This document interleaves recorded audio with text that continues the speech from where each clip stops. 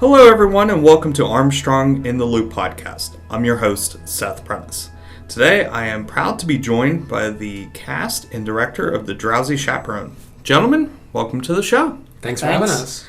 Gentlemen, please introduce yourselves as you have a great musical coming up, and we definitely want to get into what it's all about. Yes, thanks again for having us. My name is Steven Santa, and I'm the director of the Seneca Valley All-School Musical. My name is Blaze Meaner, and I am in the cast for the musical, and I'm playing George. All right, gentlemen. So first thing I have to ask is, coming from someone that's been in theater and musicals, I don't know what Drowsy Chaperone is. Tell us more about it. The Drowsy Chaperone is a fantastic comedy musical that premiered on Broadway in the year 2006, so it's been around for quite some time. Basically, it's a parody of American musicals from the 1920s, and the show starts with our main character, and his name is Man in Chair. That's all we really know about him. And he tells the audience about his love of musicals, and then he puts on his favorite record, which is The Drowsy Chaperone. And hopefully everyone in the audience will know what a record is. Some may not. And he puts on the record, and basically his favorite musical, The Drowsy Chaperone, comes to life in his apartment. And there's so many surprises and twists and turns and exciting things that happen throughout the story. And it's the story of a Broadway star who is getting married, and her producer who doesn't want her to get married because she wants to leave her life on the stage to settle down and get married, and he wants her to continue her star turn on the stage. So there's lots of mix-ups and mayhem, and hilarity ensues. It's almost like it's a show inside of a show, because the man is a show by himself, and then he's talking about his favorite shows, so it's like 2 in 1. Well, and we'll get to you there, George. So, George, how do you fit into this? So my character, George, is the best man in the wedding. He has to make sure everything's running properly, and he's always trying to make sure everything's running on time, and so it's a bit difficult to do that at times. Well, it sounds great, and I know you have some years of experience in theater, correct? Yes, I've had a lot of years in experience. And definitely want to get to this. You have a unique talent, and it's showcased in this production, which you're a tap dancer. Mm-hmm.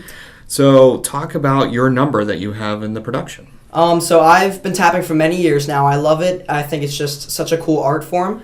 And so me and the groom, who is named Robert, we have a tap number that we do in the show. And it's very cool because you get to see all these different moves, and it's quite like the showstopper number, and it's just so fun to do. What got you into tap dancing? So I have loved dancing in musical theater for a while, and I had gone to an academy, and they offered a tap class, and I thought that sounded like the funnest option to do, so I immediately signed up for it. That's awesome. And I understand that you are also in a theater academy program as we speak. Yes. That's fantastic. And I hope to be able to find you elsewhere outside of Seneca Valley High School. Are there upcoming productions you'll be in this summer? I might be. I'm not positive of what they'd be yet, but it's possible, yes. Awesome. So we're going to see The Drowsy Chaperone. It's at Seneca Valley High School. What are your dates for the show? Yes, the show runs March 6th, 7th, 13th, and 14th at 7:30. And we have a matinee on March 8th at 2 o'clock p.m. And I understand tickets have multiple locations, which we will put inside the show notes, but one is on ShowClicks and the other way would be through the school website. Yes, that's svsd.net, and tickets are $12 for adults and $10 for students. Perfect. So you can't do a musical without a cast, and I understand the cast and crew for this show is quite large, so let's talk about your cast. Yeah, we have, when it all is said and done, a cast and crew of over 100 students participating, and that's including a completely student live orchestra. Wow. We actually have a very surprising reveal for the orchestra this year that I don't want to give away, but if you come see it, typically you won't really see our orchestras in our musicals. We have them in another location just because of the way our auditorium is set up, and a lot of time our students are so amazing, audience members think it's recorded music. Wow. Because they can't see them, but we have to remind them that it is a real orchestra in the other room. But this year we have a very exciting reveal where we might get a glimpse of the orchestra. But yeah, I mean, just the amount of people working on this production is just a huge undertaking, from the stage crew, which is all student run. We also have all the scenic painting and set construction done by students and their families. So the whole spectrum of the musical is touched by students. We also have a ton of parent involvement as well. They take care of the bake sale, and they decorate our lobby, costuming, everything, even building the set as well. We have lots of parent involvement on Saturday mornings coming in, so it's a huge community event.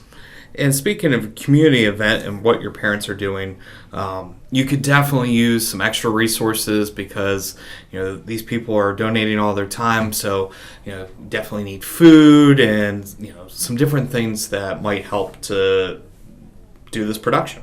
Absolutely. We're totally open to any sort of donation at all. Monetary donations, food, water. We go through a lot of water backstage during the run of the show. And something that's unique about our production is that we actually feed our cast and crew on all of the days leading up to the show for the week before, and all of the performances as well, because they're at school and on the stage for such a long day that they have to eat dinner. So we're always open to getting some donations. And we do have some restaurants that in the area that are always giving us food, which is really amazing. Hey, any support is great, especially when it's one there you never expect to have happen, but you're very gracious when it does.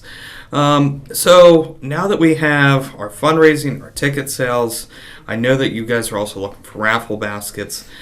Is there anything else that you definitely need to make the performance go off without a hitch? Well, the most important thing we need is an audience. There we go. We need the support. Yes, we really do. So we love seeing the residents of Zealy and Harmony and Cranberry come out to the show, and it's really amazing for the students to look out there and see their family and friends coming to the show. And we've had a lot of people that have returned for more than one performance as well. So I know, Blaze, your family comes a lot, don't they? Yeah, they definitely come a lot. I got a lot of them. Do you? Mm-hmm. What has been your favorite production that you've been in at Seneca so far? Last year we did Hello Dolly, which I thought was a lot of fun. It was just a great time. I loved it. Awesome. All right, gentlemen, is there anything else that we might have forgotten about that we definitely want to touch for this production? If you want to follow along, we do have a Facebook and an Instagram. So you can find us on Facebook at Seneca Valley All School Musical, and on Instagram at Seneca Valley Musical. And you can find pictures from backstage and all the way up to opening night, so you can follow along with our process. That's actually quite clever because I think a lot of people, I myself included, follow accounts for different productions, movies, TV shows, you name it, and seeing the behind the scenes. I never thought of that for a school musical before. Has that really driven maybe people getting involved in the musical that might not have before? Definitely. I think that students that might not know how much goes into putting on this type of production may see those pictures and they get a little better understanding. And one thing that has always been important to me when we put on the musical is that everything is student run. We have professionals, but leading the students, like me as a director and a professional scenic designer, lighting designer. But when it comes to the actual days of the show, the students are running everything. So they are performing the music, they're on stage, they're running the lights, they're moving the scenery, they're backstage helping people change their costumes. It's a totally student-run production. Now, for you as a director, is it a little nervous to make sure everything goes off, or is it one of those that you've done it so many times and these kids have grown throughout the year that when it comes time, you just know that everyone's going to hit that mark? Absolutely. We really work very hard to make sure that everyone is prepared and is going to hit that mark every time with whatever aspect of the show they're working on. What do you agree with that, Blaze? Yes, 100%.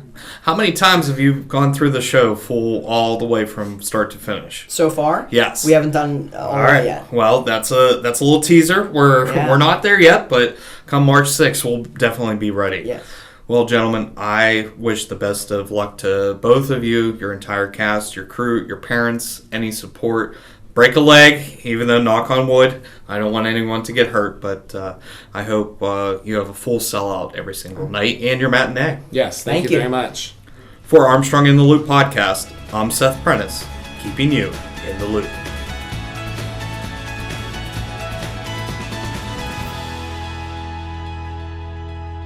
Are you enjoying Armstrong in the Loop podcast? Great news! All past and current episodes are available on popular streaming apps and websites. Search Armstrong in the Loop podcast and subscribe today.